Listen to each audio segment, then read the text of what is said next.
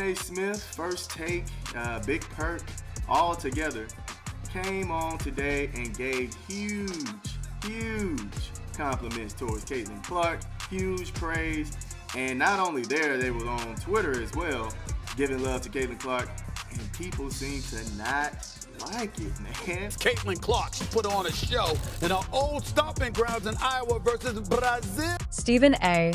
Smith just blew up during Thanksgiving dinner. However, this time it wasn't about the Cowboys or LeBron, not at all. The main focus was on Caitlin Clark's potential to win MVP as a rookie. Yes, Stephen A. made the wildest, most exciting case ever while yelling, raving, and most likely perspiring through his suit. It was like Shakespeare meets ESPN. Hold on tight because Stephen A. might just shout you into agreement if Caitlin isn't your MVP yet.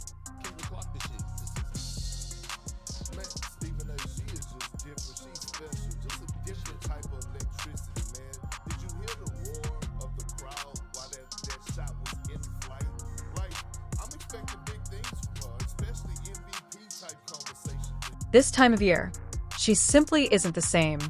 She is unique. Man, it's just a different kind of electricity. During that shot's flight, could you hear the crowds roar?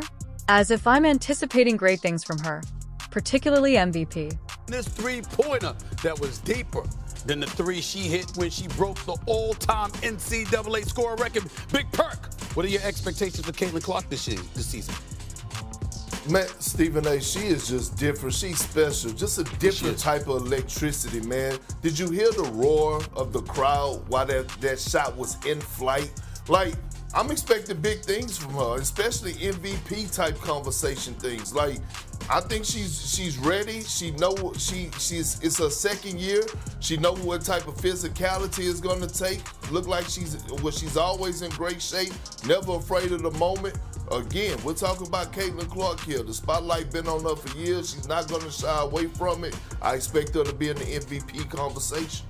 Well, let's remember this. Last year, in her rookie campaign, it was immediately after she had gone to the national championship game in the NCAA tournament, and then less than 2 months later, she's got a WNBA season where she started and played all 40 games, finishes a unanimous Rookie of the Year, all WNBA first team, finished fourth in league MVP voting, and then I'm looking at the regular season. Stephen A. Smith is a multifaceted person. They are loud, passionate, and intolerant of quiet, yet they are not subtle. It's more of an oral earthquake than a discussion when he launches into a monologue. And this time, Caitlin Clark, the epicenter of the earthquake. Indeed, Mr. Loudness Level 100 himself has been moved to erupt in verbal fireworks by the WNBA's newest walking bucket, logo sniper, and part-time ego crusher, revealing why she may be the MVP this season.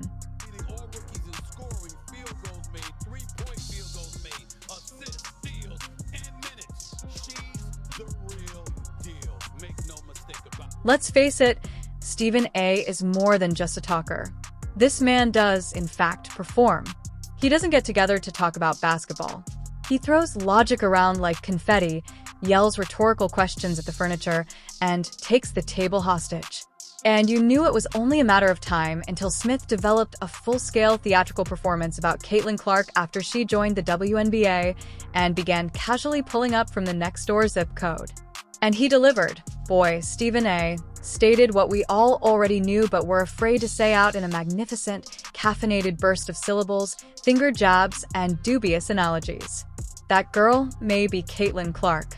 MVP level that.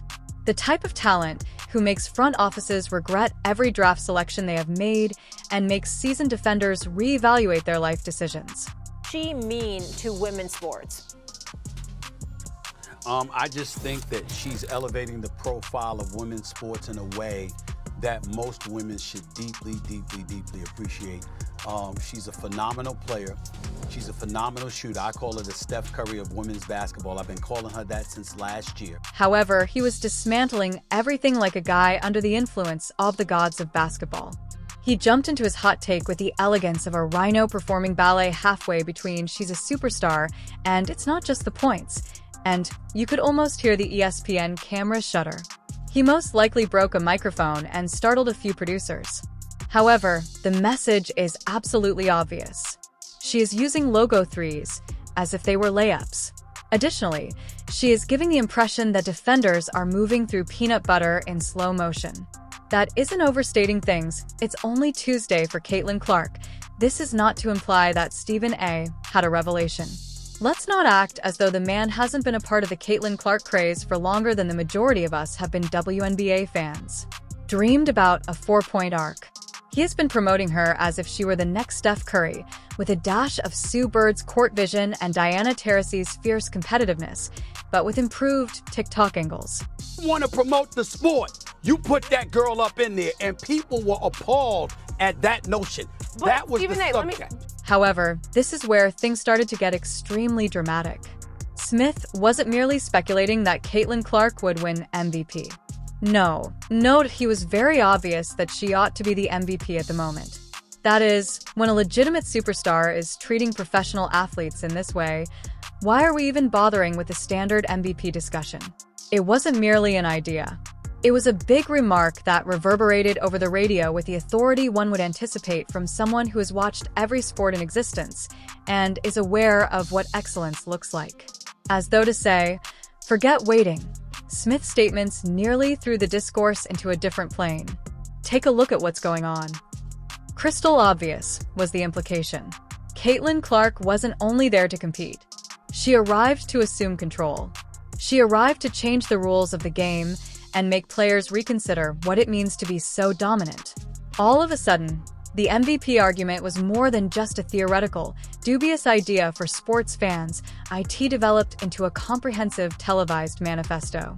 Millions of screens seemed to suddenly come to life, with a kind of ferocious fervor typically saved for political confrontations and playoff games.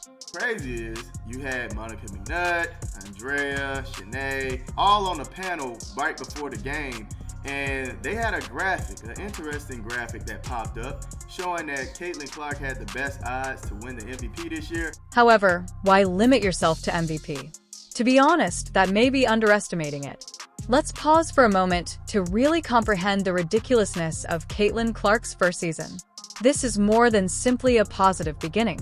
Data experts are rocking back and forth in a corner, babbling about efficiency ratings and true shooting percentages as they experience a statistical fever dream.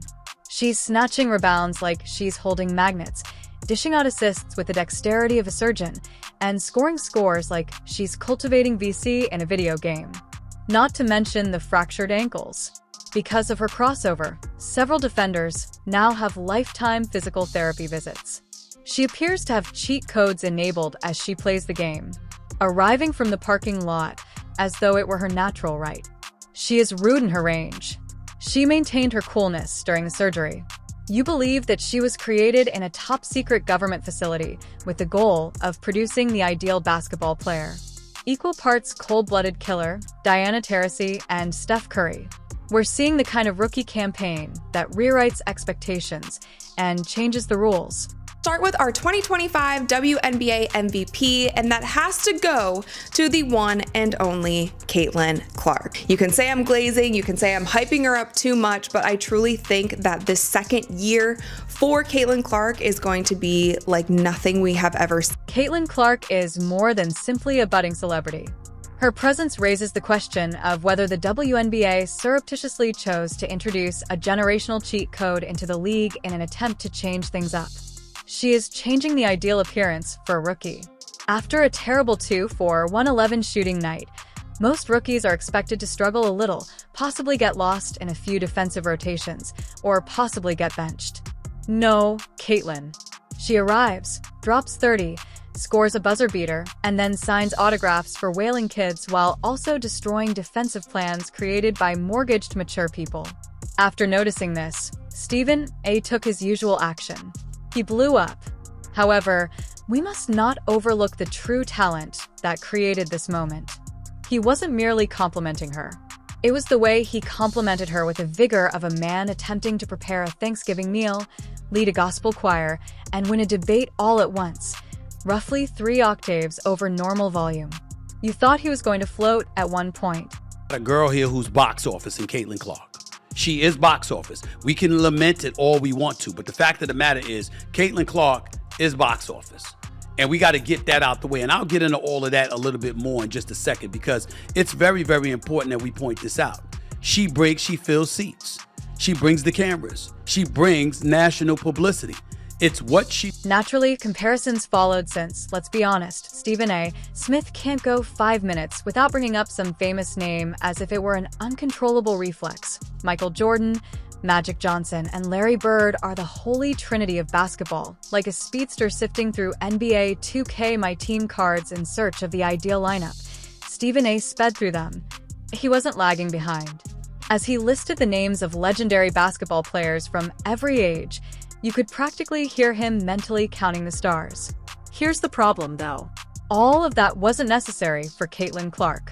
She didn't want to follow in the footsteps or mold of others. She didn't have to be the next Bird or Magic.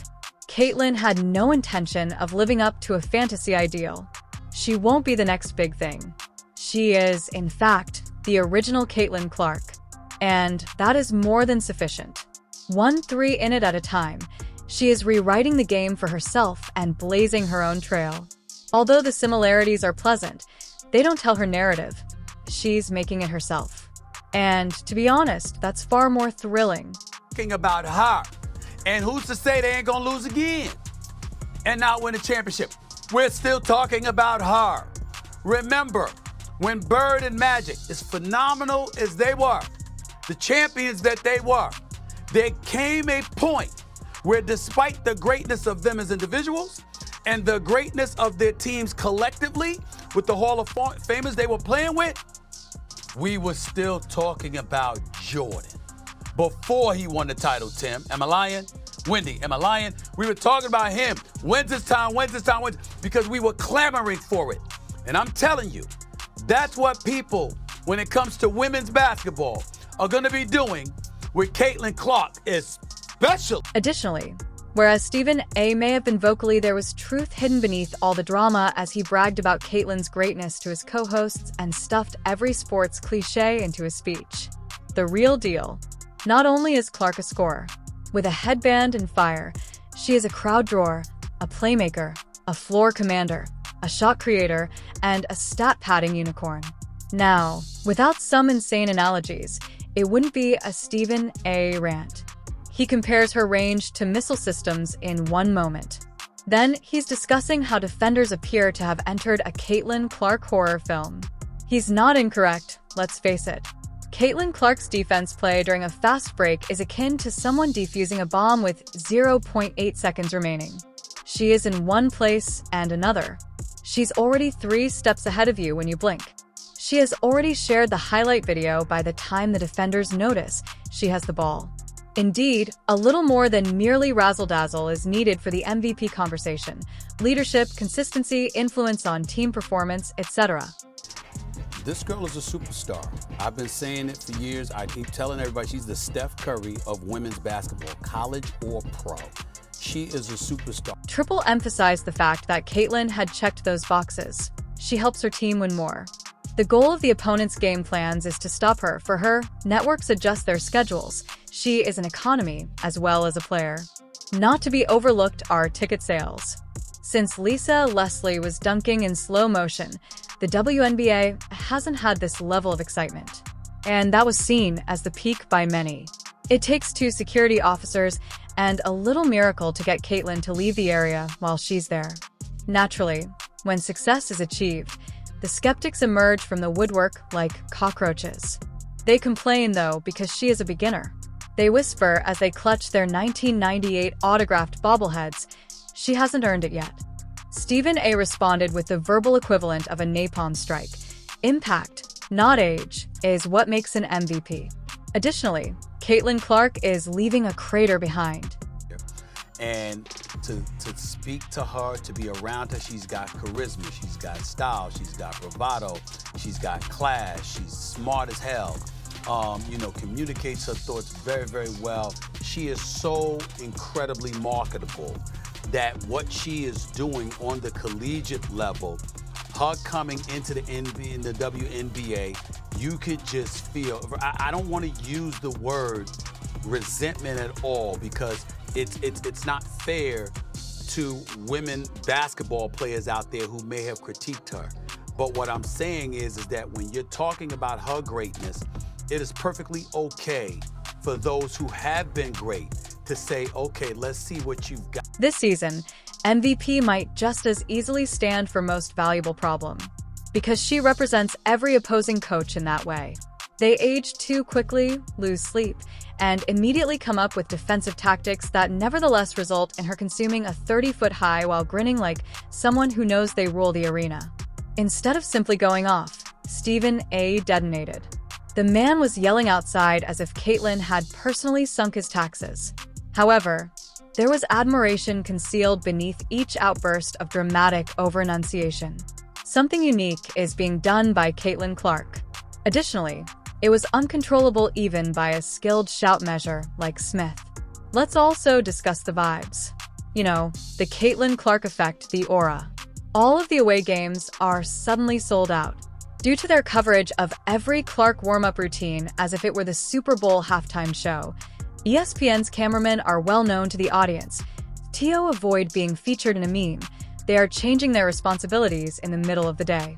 This one, I really do. I love this young lady. I had the pleasure of doing an event with her, during Iowa's homecoming, because my man Mark Shapiro for WNBA took me down there, and we were a panelist. 10,000 people showed up. It was absolutely phenomenal.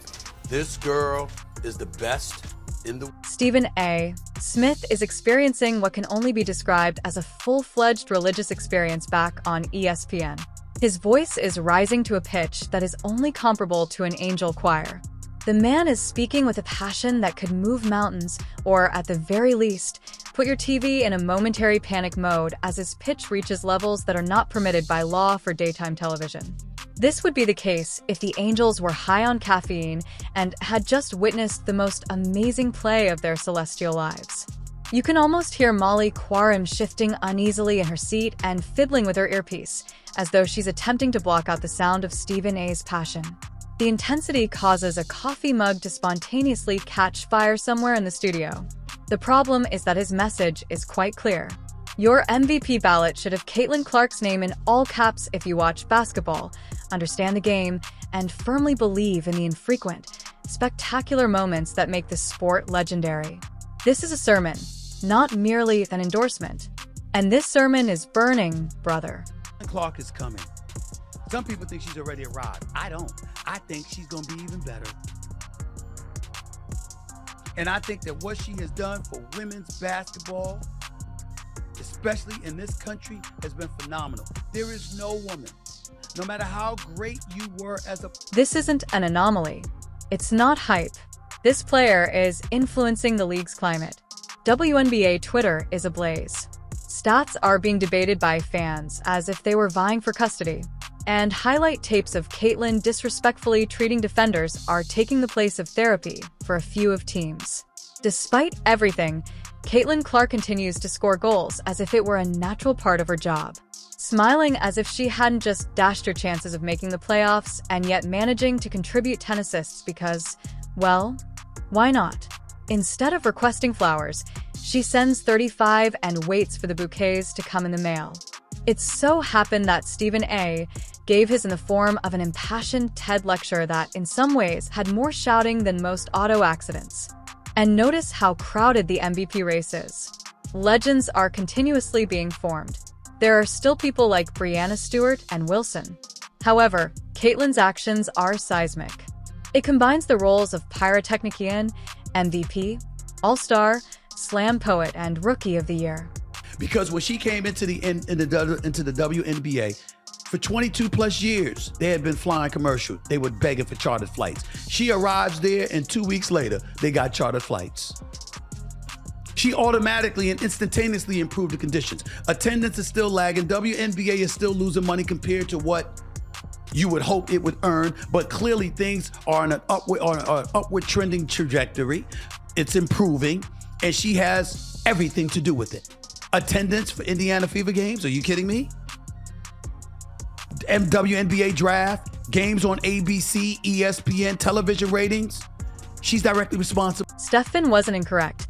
Even though it seemed like he was attempting to call forth Zeus with each sentence, Caitlin Clark is authentic. And if you have an issue with it, get ready to lose against a novice whose casual gaming concept involves manipulating space-time. So, keep in mind that the MVP award isn't just about legacy as the season progresses. The arguments heat up, and Stephen A continues to break down barriers. It is now around this time. Additionally, Caitlin Clark is currently the WNBA universe's gravitational center. And if you're still not convinced, simply wait till she comes up from half court, gives the camera a wink, and smiles as she nonchalantly breaks down your case. Because if Human Foghorn, ruler of hot takes, mayor of Max Volume, and Human Foghorn Stephen A.